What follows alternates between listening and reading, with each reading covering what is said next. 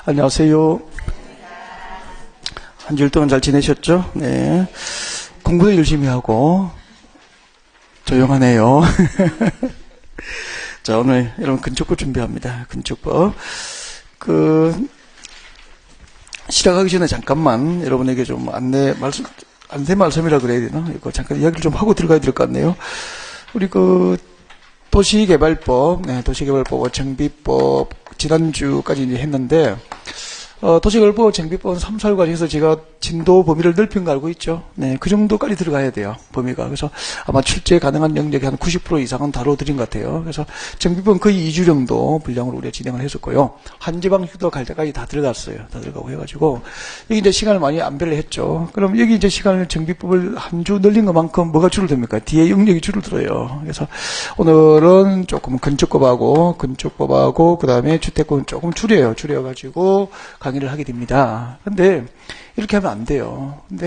그래서 이제, 5, 6월 과정은 이제 미리 말씀드려요. 도시개발법, 정비법을 좀 줄입니다, 또. 범위를 줄여서 중요하고, 이제 어려운 영역 위주로, 이제 선택적으로 강의를 좀 시간을 많이 줄여가지고, 어디를 늘리게 됩니까? 5, 6월 과정에는 또 건축법, 주택법 범위를 상당히 넓혀야 돼요, 우리가. 주택법 같은 경우는 이제 공급 파트 같은 경우는 이제 개정법도 거의 이제 반영이 된 것 같고 해가지고 상당히 범위를 넓혀야 될 영역이 있기 때문에 5, 6월에는 이쪽에 많이 투자를 하게 될 겁니다, 아마. 이쪽에 두 개의 법을 한 3주 정도 잡고요. 이 두 개를 1주로 해요, 줄여요.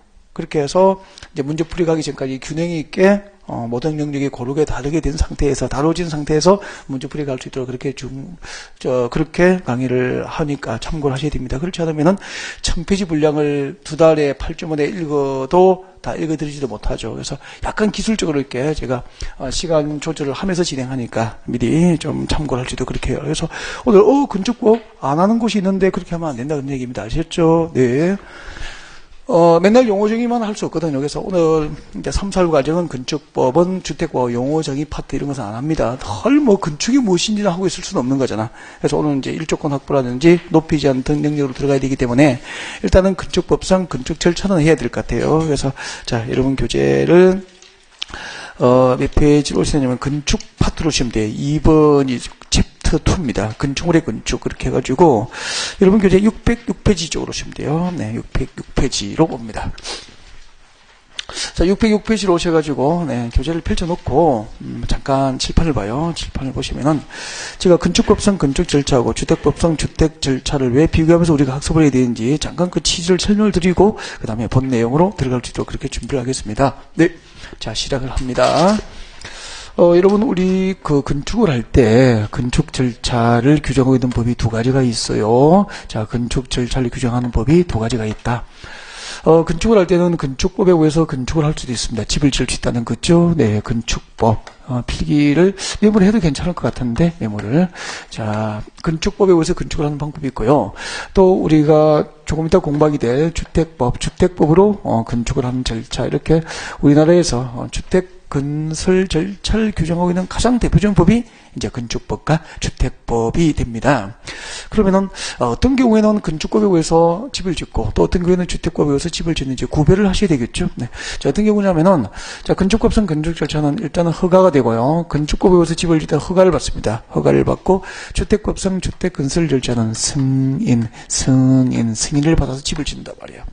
근데 이제 건축법상 건축 허가를 받아서 집을 지어야 되는 경우는 단독주택 30호 숫자 기준에 의해 단독주택 30호 공동주택 30세대를 기준으로 합니다. 해가지고 그 단독주택 30호 공동주택 30세대 미만의 집을 지을 때는 건축법 적용을 받게 돼요.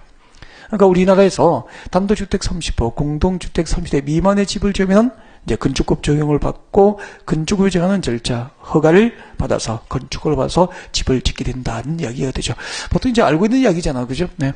그다음 이제 주택법은 반대가 되겠죠. 30호 단독주택 30호 공동주택 30대 이상입니다. 이상의 집을 지으면은 주택법에 적용을 받습니다. 그래서 주택법이 정하는 절차에 따라서 주택 건설 사업계획 을 작성하고 그 사업계획 승인을 받아서 집을 짓게 되는 거죠. 네, 자 그렇게 됩니다. 그러니까 우리 만약에 이제 현대 사득개발을 해서 아파트를 짓습니다. 아파트를 짓을 때 시대수가 우리 보통 건설에서 분양하는 시대수는 한 단지에서 30시대가 안 되는 경우가 있어 없어? 없잖아요. 뭐 최소한 수백 시대, 뭐 수천 시대 이렇게 이제 분양 사업을 하게 되잖아요. 그러면은 건축허가 대상입니까? 주택법상 사업계획 승인 대상입니까? 전부 주택법상 주택건설사업계획을 작성해서 부산시 주택수급 균형에 의해서 이제 주택 공급이 이루어져도 되는지 이제 부산시로부터 주택건설 사업계획서 작성한 사업계획을 승인받아서 주택건설 사업이 이루어지게 된다고 알겠죠? 네. 근데 나중에 여러분의 고객이 이제 전원주택을 짓는다. 그러면 전원주택을 뭐 10개씩, 20개씩 짓는 사람은 없잖아요. 1개 아니면 2개 뭐 이렇게 짓잖아. 그래서 전원주택을 지을 때는 단독주택 30% 미만이니까 주택법상 사업계획 승인 받습니까? 건축법상 건축허가 되는 겁니까? 건축법상 건축허가를 받아서 집을 짓게 되는 것이다. 그런 얘기죠. 그래서 두 법의 차이 아시겠죠? 그 다음에 이제 건축법에 의해서 허가를 받아서 집을 짓잖아. 그러면은 그 자를 건축주라고 불러. 건축주라고 부르고, 주택법상 주택건설 사업계획 승인을 받아서 집을 짓잖아. 그러면은 건축주라고 하지 않고 뭐라고 부르죠? 주택건설 사업주체 혹은 대지조성 사업주체 그렇게 한다고. 그러니까 건축구에서는 건축주라고 하는 것을 주택구에서 뭐라고 하죠? 사업주체 그렇게 구별을 하게 되는 겁니다. 일단 건축구와 주택구의 근본적인 차이는 아셨죠? 알고 이제 우리가 들어가 보자는 거죠. 그러면 이제 아까 조금 전에 건축법상 건축 절차가 뭐라고 그랬죠? 허가라고 했잖아. 그래서 지금부터 그 건축법에 관한 건축 과정이 어떻게 이루어지는지 흐름을 한번 보고 관련 제도들 하나씩 공부해가는 방법을 그렇게 준비를 합니다. 그래서 일단은 건축법상 건축 절차를 여러분께 소개를 드립니다. 자, 건축법에 관한 건축 절차 과정. 여러분 그 교재 챕터 2 앞쪽에 보면 나와 있을 건데 흐름이 나와 있을 거야. 605페이지가 5페이지 되는 거가 605페이지에 보면은 건축 과정 절차가 저 위에 그림으로 나와 있을 겁니다. 나와 있는데 참고해서 저 잠깐 한번 볼래요? 네, 저도 한번 소개를 하지 뭐. 자, 건축법상 건축 절차 시작을 합니다. 자, 건축법상 건축 절차 과정은 이렇게 이루어집니다. 제일 먼저 그 건축법에 의해서 건축을 할 때는 건축 설계를 해야 됩니다. 건축 설계. 그래서 나중에 여러분의 고객이 이제 대지를 샀잖아. 대지를 사고 야, 집 지을 거야라고 하면 어디를 보내버리면 됩니까? 건축 설계 사무소 보내면 됩니다. 이제 자주 이제 손님을 보내다 보면은 여러분이 거래하는 건축 설계 사무소 생기겠죠. 그 거래 설계 사무소로 보내버리면 돼요. 그럼 여러분이 뭐 할 일이 없습니다. 설계사무소에 알아서 다 해줄 테니까. 자, 건축 설계를 해야 되는데 이 건축을 누구나 설계할 수 있는 것이 아니고 건축사 설계 대상이 있어. 그래서 자, 어떤 건축은 건축사가 설계해야 되고 어떤 건축은 누구나 설계할 수 있을까? 건축사 설계에 대해서 알고 있어야 되거든. 그래서 잠시 뒤에 건축사가 설계해야 될 대상 건축을 보도록 그렇게 하지 뭐. 자, 이렇게 건축사가 설계한 설계도서를 첨부합니다. 해서 건축 허가를 신청을 하게 됩니다. 건축 허가를 신청해요. 자, 그 건축 허가와 관련해서 여기서 시험이 몇 문항 정도 나오면 최소 2문제고요. 3문제까지 나오니까 거의 건축법의 절반이 여기에 달려있다 보면 돼요. 거의 허가와 관련해서 왕창 중요하죠, 뭐. 그럼 여기는 최소 2문제입니다. 최소 2문제. 많게도 오면은 3문제까지니까 건축법이 7문제거든. 아이고, 거의 뭐 절반 정도가 건축 허가와 관련된 영역에서 가까이 나올 수 있구나. 그렇게 생각하셔야 될 겁니다. 그래서 오늘 우리의 탁키는 뭐죠? 건축 허가와 관련해서 출제 가능한 주제들을 집중적으로 다뤄보자. 그런 얘기고요. 자, 이런 내용들을 공부하게 될 거야. 아니, 우리가 건축법 공부해가지고 건축 허가를 누구에게 받는지 건축 허가권을 알아야 되겠죠. 그래서 아마 저하고 지금 1월달에 공부하신 분들은 지금 마이크 들고 내려가서 물어보면은 다 대답할 수 있잖아. 건축 허가권자가 원칙주로 누구고 예외주로 누군지, 그죠? 네. 그렇다고 또 제가 내려가고 뭐 그렇지는 하지는 않고. 자, 그 다음에 이제 건축허가권자 사전결정제도가 있습니다. 사전결정. 제가 강의하면서 평소 개념 이해를 많이 중요하게 생각하죠. 사전결정제도가 뭔지, 그죠? 정확한 개념 이해에서부터 시작을 해야 되거든. 그래서, 사전결정제도가 무엇인지, 네, 정확한 개념 이해. 지금, 자꾸 책을 안 보고, 사전결정제도가 뭔지 말을 할 수 있어야 됩니다. 저까지 공부하신 분들 말할 수 있죠. 나중에 한번 봅시다. 네.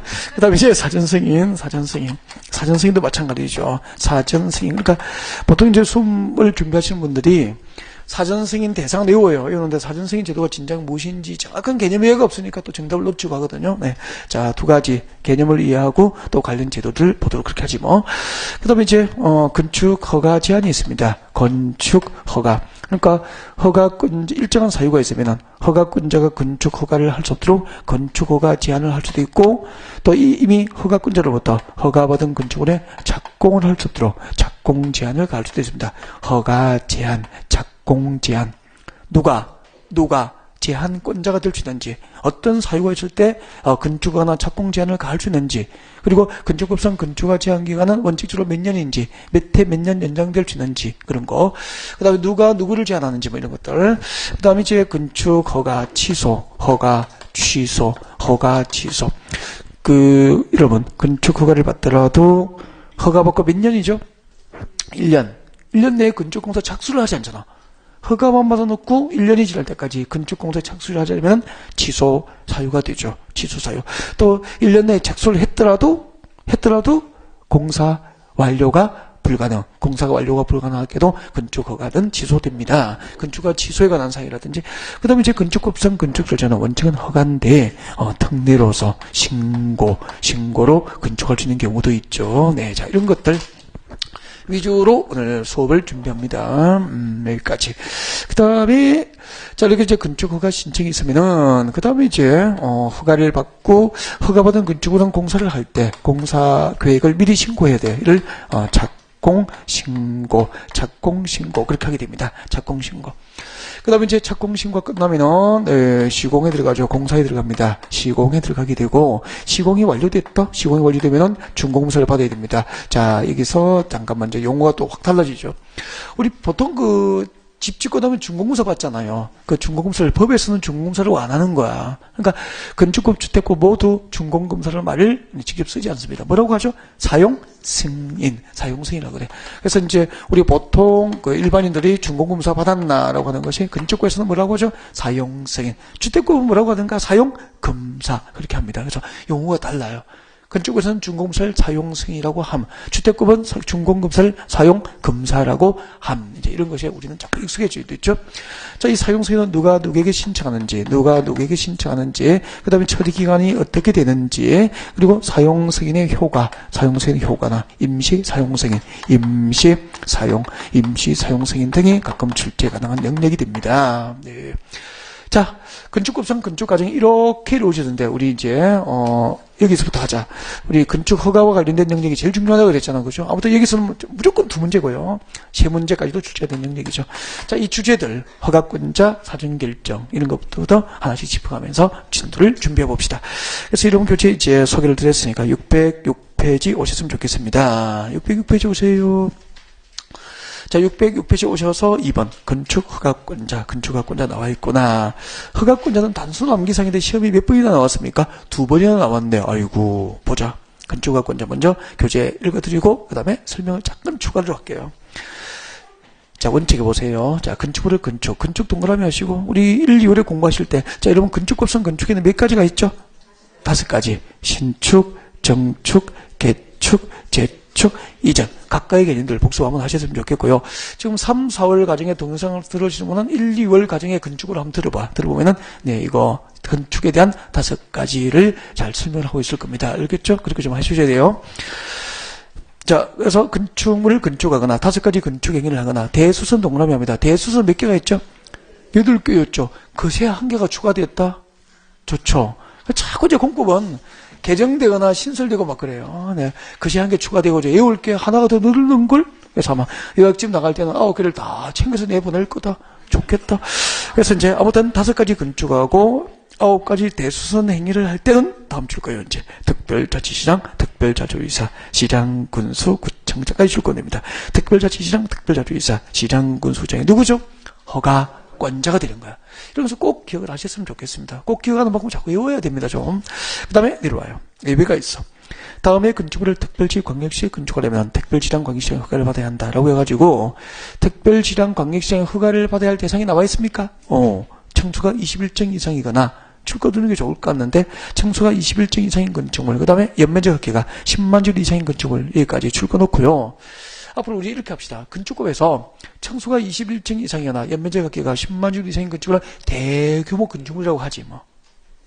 됐습니까? 이런 대규모 건축물을 특별시, 광역시에서 건축할 때는 누가 직접 허가해버립니까? 특별시장, 광역시장이 직접 허가를 한다는 뜻이야. 근데 그 대규모 건축물이라도 봐요. 다만 다음 중 한 개에 해당하는 것은 특별시장, 광역시장 허가 대상입니까? 제외입니까? 제외. 예를 들면 공장, 창고 등은 대규모 건축물이더라도 특별시장, 광역시장 허가 대상에서 제외돼요. 자, 이런 것도 이제 좀 챙겨야 될 때가 안 들을까? 그런 생각이 드네요. 자, 여기까지 해놓고 잠깐 고개를 들어봅니다. 이걸 이제 여러분이 외우면 돼요. 외우면 되는데, 그 외워도 이해가 좀 조금 필요하거든, 그죠? 그래서 조금은 제가 도와드릴게요. 그래서, 자, 고개를 잠깐만 좀 들어주실래요? 자, 건축급성, 건축학권자. 잠깐 다시 한번 더 정리하는 기분으로 한번 보지 뭐. 자, 건축급성, 건축허가권자, 허가권자. 건축법상 건축허가권자. 자, 원칙이 이렇게 돼 있었잖아. 자, 건축법상 건축허가권자는 원칙적으로 누구였죠? 특별자치시장, 특별자치시장, 특별자치도지사, 그리고 시장, 군수, 구청장 이렇게 돼 있다고. 그럼 이제 이렇게 법을 만든 이유가 있거든. 그 이유를 조금 들으면은 좀 더 기억을 오래 할 수 있어요. 그래서 얘기를 좀 하겠다는 거죠. 왜 이렇게 건축허가권을 국토교통부 장관이 건축을 안 하고 왜 이렇게 시장, 군수, 구청장들에게 허가권을 줬을까? 그 이유가 있습니다. 그 이유는 한마디로 하면 국민생활의 편의를 위해서입니다. 우리 주변에 보면 아는 분들 집 지을 때 서울에 KT 사고 건축허가 받으러 간다고 하는 사람 봤어? 못 봤어? 못 봤죠? 만약에 건축 허가권을 중앙정부가 갖고 있으면 전부 이제 건축이 얼마나 많이 이루어집니까? 부산에서. 그때마다 사람들이 비행기 타고 KT 사고 서울에 막 가야 되는 거야. 얼마나 국민생활이 불편하겠어. 그래서 일정한 기준에 의해서 법률적 요건을 갖추면은 허가를 할 수 있도록 기초자치단체장들에게 허가권을 다 주게 된 거야. 그래서 본래는 시장, 군수구청장에게 허가권이 부여돼 있었다. 근데 이런 제주도가 우리 옛날에 수학여행 갈 때 제주도가 아니다. 네, 이제 제주도 전체가 한 개의 행정단위가 돼버린다니까. 부산광역시처럼 제주특별자치도가 돼버린 거야. 그래서 우리 옛날에 학교 다닐 때 사회시간에 배웠던 거 제주시도 있었고 막 서귀포도 시도 이거 있었잖아. 그지? 그거 없어졌다 아이가. 요새 없다. 알고 있죠? 그러니까 제주도 전체가 뭐죠? 제주특별자치도법이 되면서 한 개의 행정단위가 돼버린 거야. 그럼 제주도에는 시장, 군수, 구청장이 있어? 없어? 없다니까. 그래서 제주특별자치도시가 특별히 허가권을 행사할 수밖에 없는 거야. 그럼 서울 보낼 수는 없는 거잖아. 왜 제주도에는 제주특별자치도시가 추가되는지 알겠죠? 그럼 이런 거는 이제 들어두면 안 해도 되지 않느냐 이 말이야. 건축법상 건축학권 누구에게 있죠? 이것만 외우라고. 시장, 군수, 시장. 당연히 제주도는 제주특별자치도시잖아. 그 다음에 세종특별자치시는 또 마찬가지야. 세종특별자치시가 돼버린 거야. 그러니까 거기는 별도로 세종특별자치시 안에 시, 군은 또 있어 없어? 없어. 그럼 누구 해야 되죠? 서울로 보낼래? 그건 아니거든. 그래서 세종특별자치시장의 허가권을 행사한다 이 말입니다. 그럼 이제 일단 이걸로 기억하고 이거 두 개는 이해하고 있으면 되는 거 아닙니까? 그럼 다 됐네. 국민 생활의 편의를 위해서 그냥 동네 시, 군구에서 건축법상 건축허가를 받을 수 있구나. 그럼 나중에 여러분 손님한테 설명할 때 건축허가 받으러 서울 가야 되나? 형님 아닙니다. 구청에 가서 하면 된다 이 말이지 뭐. 그죠? 그렇구나. 다 이해했죠? 그 다음에 이제 근데 봐. 예외적으로 층수가 21층 이상이거나 연면적 합계가 10만 제곱미터 이상이야. 그러면 소규모입니까? 대규모입니까? 대규모 건축물이잖아. 이런 대규모 건축물 층수가 21층 이상이나 연면적 합계가 10만 집 이상인 대형 건축물을 특별시, 광역시에서 건축할 때는 누가 직접 허가합니까? 특별시장, 광역시장이 직접 허가를 한다는 이야기입니다.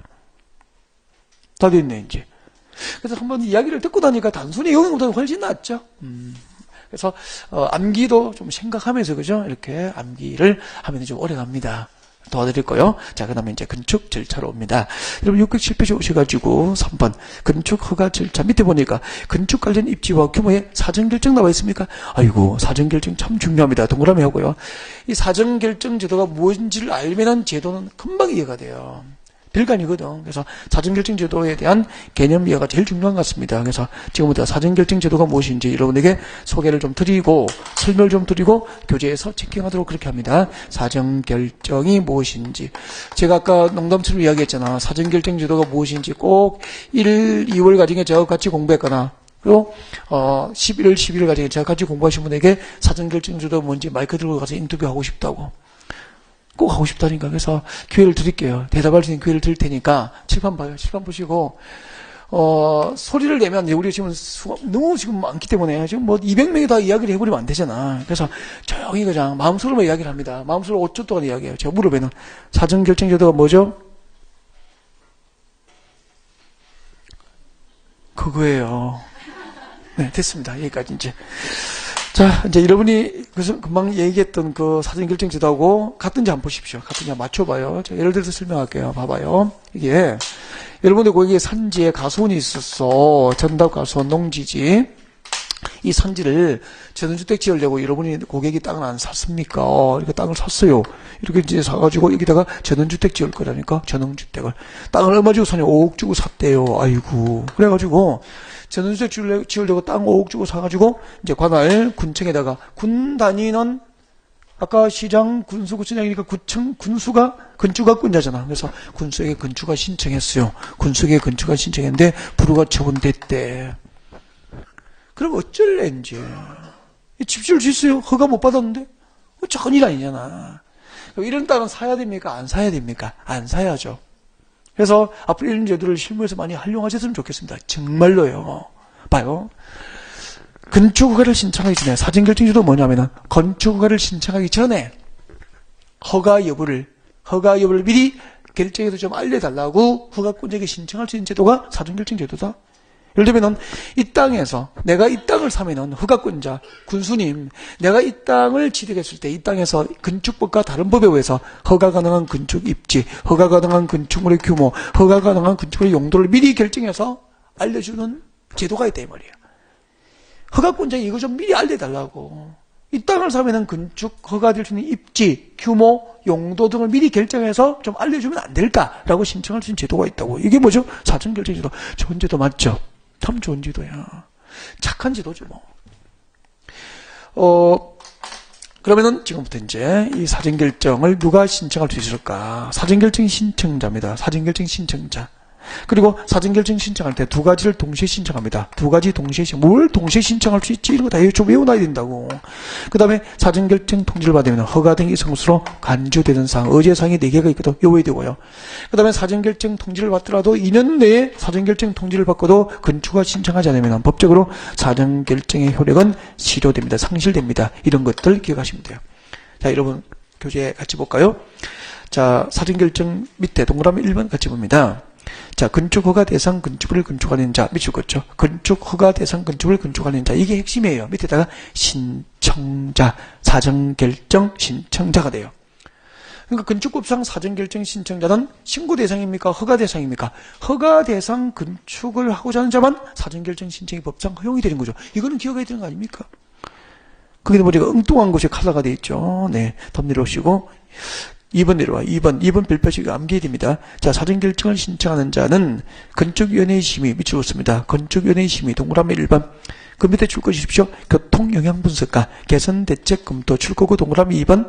네, 이 두 가지를 사전결정 신청할 때 동시에 신청할 수 있어. 이게 뭐냐면은 알고 외워야 될 거 아닙니까? 그죠? 이게 뭐냐면 잠깐 봐요. 여러분, 군수가 건축허가를 하잖아. 허가권자가 건축을 할 때 그냥 하는 거 아니다. 어떤 것은 건축 전문가라고 구성된 건축위원회 심의를 거쳐서 허가를 해야 되는 거야. 그럼 시간이 걸려 안 걸려? 건축위원회 심의위원회 회의를 개최해야 되겠죠? 그 심의 통과해야 되는 거야. 또 여러분 그 지역의 홈플러스 같은 대형 판매시설, 백화점 같은 거 대형 판매시설이 들어오면은 그게 교통량이 늘어납니까 줄어듭니까? 분명히 그 지역의 교통환경에 영향을 미치죠? 그럼 뭘 해봐야 되겠어? 이렇게 대형 판매시설이 들어가서 인구가 집중되고 유동인구가 늘어났을 때 교통상 문제가 없는지 그 교통 영향을 평가해야 되는 거 아닙니까? 그리고 개선 대책 검토가 끝나야만 허가를 하는 거야.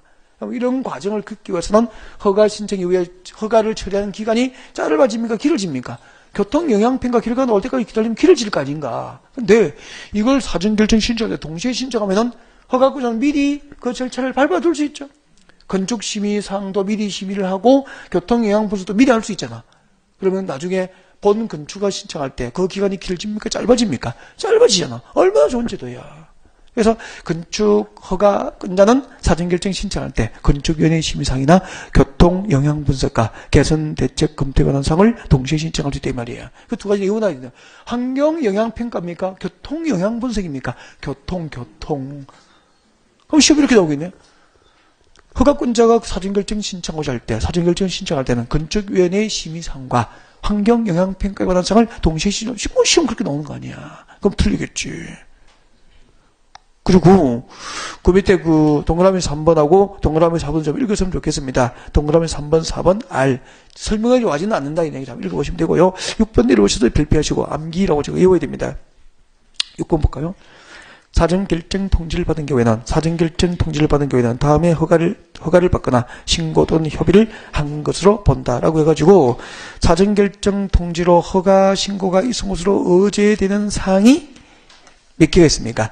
4개가 있다고. 4개. 이것은 여러분이 암기를 하셔야 돼요.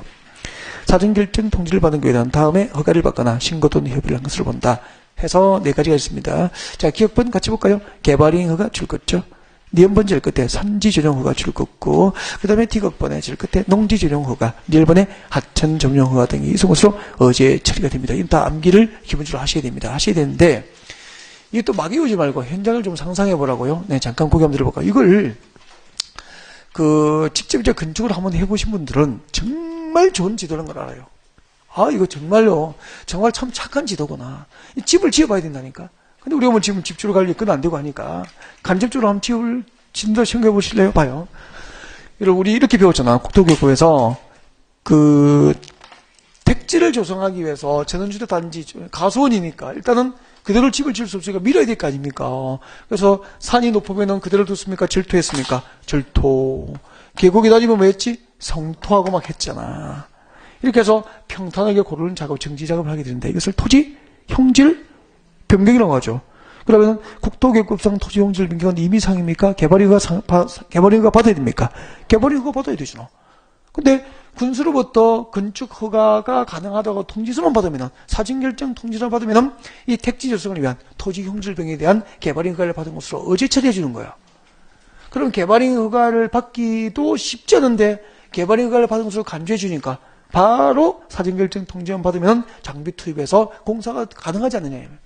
그리고 농지에 집 지을 수 있습니까? 없습니다. 농지를 대지를 바꿔야 된다고. 그럼 농지법상 농지조정 허가 받아야 되는데 농지법상 농지조정 허가 받은 것으로 간주돼요. 가수원 임야도 있었죠. 산지를 대지로 바꿔야 될 거 아닌가. 산지조정 허가 받아야 되죠. 그거 쉽지 않습니다. 근데 농지법상 농지조정 허가 받은 것으로, 산지관리법상 산지조정 허가 받은 것으로 다 일괄 처리해 주는 거야. 정말 좋은 제도입니다. 그러니까 집 한번 지어본 사람은 이 제도가 정말로 좋은 제도라는 걸 알 수 있습니다. 그리고 봐봐.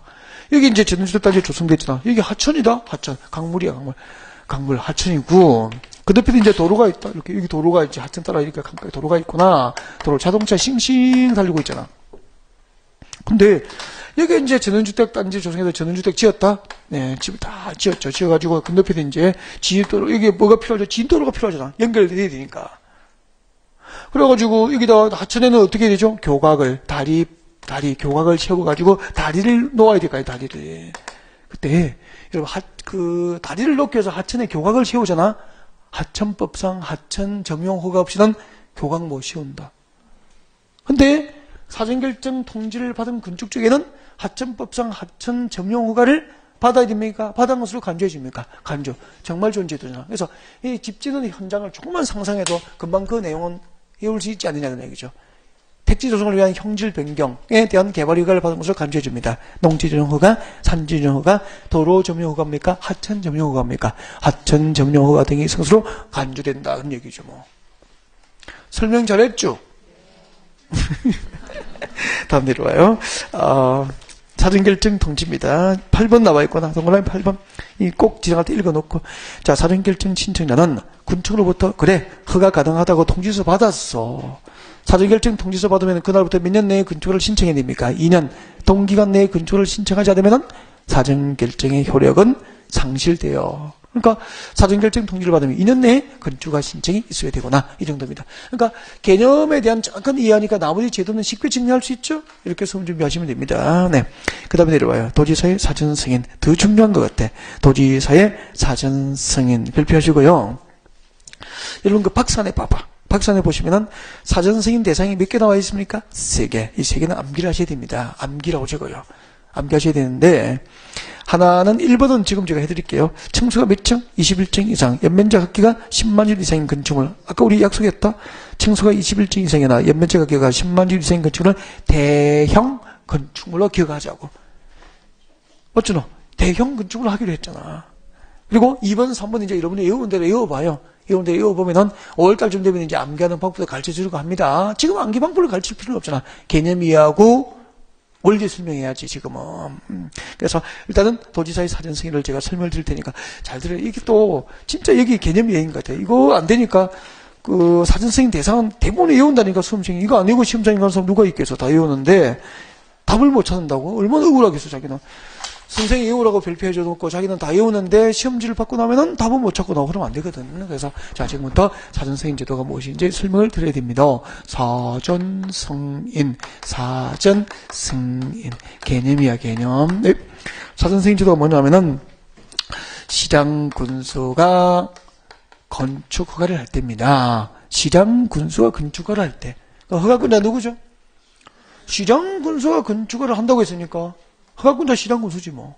시장 군수가 건축을 할 때 허가 여부를, 그 허가 여부를 허가를 하기 전에, 그 사전이야. 시장 군수가 건축 허가를 하기 전에 관할 도지사로부터 허가 여부를 승인받는 제도예요. 시장군수가 건축을 하기 전 도지사로부터 허가 여부를 승인받는 제도를 사전승인이다. 그렇게 하게 됩니다. 네. 이렇게 되구나. 그러면 여기서 이제 뭐가 중요하냐면은, 지금 아까 우리 건축법상 건축허가권자 다 알고 있죠? 그 건축법상 건축허가권자 중에서 사전승인을 받아야 허가권자에 포함된 자는 시장군수밖에 없어. 그럼 여기에 포함되지 않은 자를 지금부터 여러분 불러줍니다. 이걸 해석해내는 게 핵심이야. 누구죠? 특별자치시장 안 들어왔구나. 또 누가 있지? 득도도 안 들어와 있구나. 득도도 안 들어와. 구청장도 안 보이죠? 구청장도 안 보이잖아. 왜 안 보이는지 한번 알아봐야 될 거 아닙니까? 왜 안 보이는지를. 그걸 알아보는 게 핵심인 것 같아. 그러면은, 여러분, 구청장이 건축을 허가하는 동네는 어디죠? 무슨 시죠? 무슨 시는 구청장이 허가합니까? 특별시, 광역시는 관할 구청장이 직접 허가하잖아요. 그 말은, 구청장하고 특별자치도지사하고 특별자치도지사가 사전승인을 받아야 할 시장군수 허가권자에 포함이 안 된다는 얘기는, 구청장이 허가하는 특별시 광역시하고 특별자치시는 건축법상 사전승인 제도가 적용돼야 안 돼. 안 된다는 얘기예요. 사전승인 제도가 없다니까. 이 사전승인 제도가 모든 지역에 적용되는 게 아니다는 얘기죠. 그러니까 특별시, 광역시, 특별자치시, 특별자치도가 아닌 작은 시군 지역에서, 아까 대상 1번이 무엇이었죠? 층수가 21층 이상이거나 연면적 합계가 10만 제곱 이상인 대규모 건축물을 특별시, 광역시가 아닌 작은 시군 지역에서 건축할 때는 누가 허가를 합니까? 도지사가 아니고. 도지사는 무슨 도지사요? 도지사가 아니고 누가 허가해? 시장군수지. 시장군수가 허가를 하되 도지사로부터 임의로 허가를 못하고 도지사에게 허가 여부를 승인받아와서 한다고. 아, 이런 된장. 뭐 시장군수야. 도지사 허가를 해. 도지사는 허가권자입니까? 사전승인권자입니까? 사전승인권자. 그렇게 쏘가요. 그렇게 쏘시면 안 됩니다. 아셨죠? 네. 다음 내려오십시오. 5번에 봐. 5번에 609페이지 5번 양가로 5번 예외적 건축 불허가 처분 나와 있습니까? 예외적 건축 불허가 처분. 이거 R 표시 R 리딩 읽으라는 거죠. 진행할 때마다 읽어야 되는데 가끔 이런 지문에 자주 나와요, 시험에. 그래서 그 박사는 1번 나와 있습니까? 박사는 1번을 별표를 딱 하나 붙여놔요. 이거 진행할 때마다 잘 읽어야 됩니다. 읽어야 되는데 읽어서 기억을 하기 위해서는 지금부터 제 이야기를 드립니다. 이거 입법을 만든 이유가 있습니다. 그래서 그 입법 과정을 제가 잘 알고 있거든. 그래서 그 이야기를 여러분에게 소개를 해줄 테니까 이야기를 듣고 나면 자동으로 입력이 안 잊어버립니다. 그래서 지금부터 이야기를 좀 해드릴게요. 입법 취지. 이걸 이렇게 해서 입법이 이루어지게 돼서 우리나라 제1회 그 제1기 신도시 대표 1기 신도시 대규모 1기 신도시로 수도권에 만들어진 게 분당 신도시, 일산 신도시, 평촌 신도시 등이잖아. 네. 그러면은 자 지금부터 여러분을 일산 신도시로 여러분을 모시고 갑니다. 자, 일산 신도쪽 수학여행 가자. 쭉 갔다. 자, 일산 신도시인데, 계획도시잖아.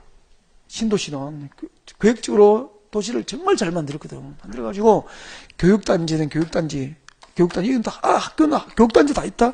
여기 가면은 초등학교도 있고, 중학교도 있고, 고등학교도 있고, 초중고, 이게 딱 교육단지에서 학교 시설 다 만들어놨어. 여기는 상업적이야. 상업적 딱 구분이 다 돼 있다고. 다 돼 있고, 우리 해운대 신도시도 마찬가지잖아. 그죠? 그 다음에 여기는 또 뭐죠? 대규모 이제 아파트 중심의 신도시입니다. 그래서 다 아파트다. 아파트 이제 대규모 신도시 이제 이렇게 건설이 됐죠. 도시계획이 잘 됐지 않습니까? 근데, 여기가 아까 용도지기 뭐라 그랬죠? 상업지역이라, 상업지역. 여기는 교육단지. 여기는 주거, 아파트 주거 지역이고, 그렇게 있다고. 이렇게 딱, 시가지가 이렇게 다 계획적으로 구분이 되어 있어요. 잘 계획되어 있어요, 도시계획이. 근데, 상업지역에 숙박시설 허가 나왔나? 우리 다닐 때 상업지역에 호텔 봤어, 안 봤어? 숙박시설 봤어, 안 봤어? 봤죠? 근처 허가 가능합니다. 여기에 위락시설, 나이트클럽 허가돼야 안 돼요. 호박나이트. 허가돼 안 돼. 근데 그 나이트클럽 이름이 호박나이트는 지역마다 다 있더라. 대부분 그죠? 부산도 있나? 호박나이트? 다 있어 호박나이트가. 참 호박이 춤을 잘 추는가 봐. 그치?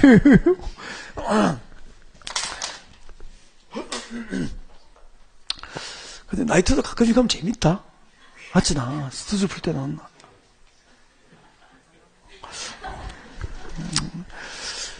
자, 호박나이트가 아니고, 상업지역에는 숙박시설 허가 나요, 안 나요? 나요. 그래가지고, 상업지역에는 숙박시설 허가 가능하거든, 위락시설하고. 그래서, 이제, 이 상가용지 신도시니까 이제 상업용지를 분양받으신 분들이, 이게 이제 숙박시설 허가 신청했다? 숙박시설 허가 신청했는데, 진짜, 이 지역이 전부 모텔 처리 돼버린 거야. 근데 건축법상 허가가요 기속행위가 돼가지고 상업지역에서 법상 요건을 갖춰서 숙박시설 허가 신청하면 허가를 거부를 못해요. 해줘야 돼요. 법상 요건을 갖추면. 그래서 고양시청에서 허가 다 해주고 했는데 한쪽의 상업지역은 전부 모텔, 러브호텔 그냥 최신 러브호텔 수도권 서울을 개념하고 다 만들어버린 거야. 그 뒤에 가니까 나이트클럽이야 전부 다 막 이런 거. 호박 나이트 뭐 이런 참외 나이트 뭐 이런 거지. 제비 나이트 뭐 다 돼버렸죠. 아이고 그래가지고 그럼 봐봐 이 아파트 아이들이 이제 수천시대니까 매일같이 학교를 걸어서 이렇게 오가야 될 거 아니야. 아이고 학교 여기 있으니까 우리 근데 가끔 지나가다 보면은 막 이상한 전단지 이렇게 막 광고 붙는 거 봤지. 막 이렇게 비키니 입고 이런 거 막 이렇게 이거 주워 와가지고 애들이 엄마한테 물어보니까 엄마들이 얼마나 민망해. 화나잖아요. 왜 여기 아파트 단지고 여기가 교육시설인데 왜 여기 상업지역에다가 모텔을 허가해 줬냐고. 그래가지고 엄마들이 화난 거예요, 이제. 화나고 시민단체하고 이제 가가지고 경기도, 이게 일산이 경기도 고양시거든. 고양시청 점거해버렸잖아. 로비에 앉아서 막 고양시장 내려와. 막 상업 주거지역에 교육단지에 숙박시설 허가가 웬 말이냐. 막 하고 막 시위하고 깽가리 쳐버린 거야, 로비에서. 그 방송 촬영을 막 다 했잖아, 막. 그 경기도 고양시에 놀려서 내려왔죠. 내려와가지고 이야기했잖아. 건축법상 상업지역에서 숙박시설 허가는 요건을 갖추는 허가를 거부할 수 없는 사항입니다.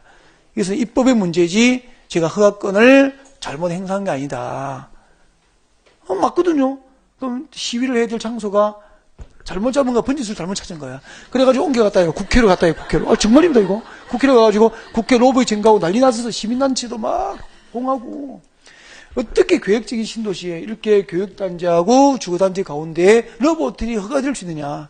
이런 법을 국회도 어떻게 만들려냐. 그래서 여당, 그 당시는 이제 그 대표, 야당, 그 원내대표를 총무라 그랬거든. 총무들이 와서 사과하고 신속하게 입법을 해서 이렇게 교육환경과 주거환경에 적합하지 않은 위락시설과 숙박시설은 허가를 하지 않도록 입법을 하겠다라고 약속하고 이게 만들어진 입법이 이게 된 거예요.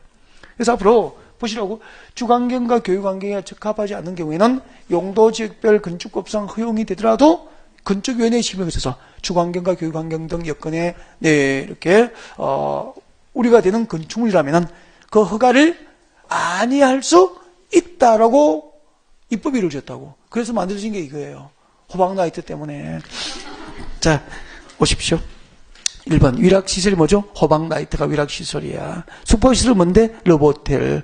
자, 위락시설과 호박라이트와 러브호텔에 해당하는 건축물의 건축을 허가할 경우 해당 대지에 건축하는 건축물의 용도, 규모 또는 형태가 주관경. 주관경이 뭔데? 아파트 단지. 교육환경이 뭔데? 교육단지 등 주변 환경을 고려할 때 부적합하다고 인정되면은 그 위에 봐요. 그 위에 건축위원회의 심의를 거쳐 줄 거예요. 건축위원회의 심의를 거쳐서 건축허가를 아니할 수도 있다. 그때부터 이제 밑에 적어요. 건축허가의 법적 성질은 종전 기속행위에서 플러스 아니할 수 있으니까 뭐가 된 거죠? 재량 행위의 성격이 플러스 된 거예요. 그래서 지금은 건축허가의 법적 성질, 기속 재량이라 그래. 기속 행위이지만 일부 재량 행위의 성격이 가미되었다라고 하는 거야.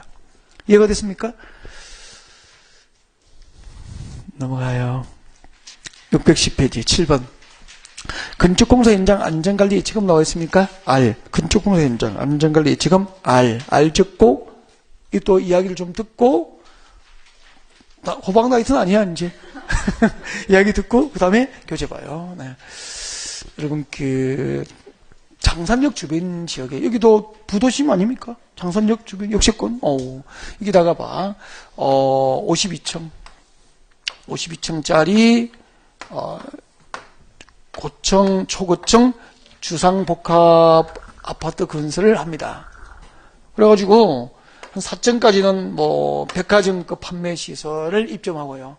나머지 이제 아파트 주상복합 아파트로 분양을 할 계획이에요.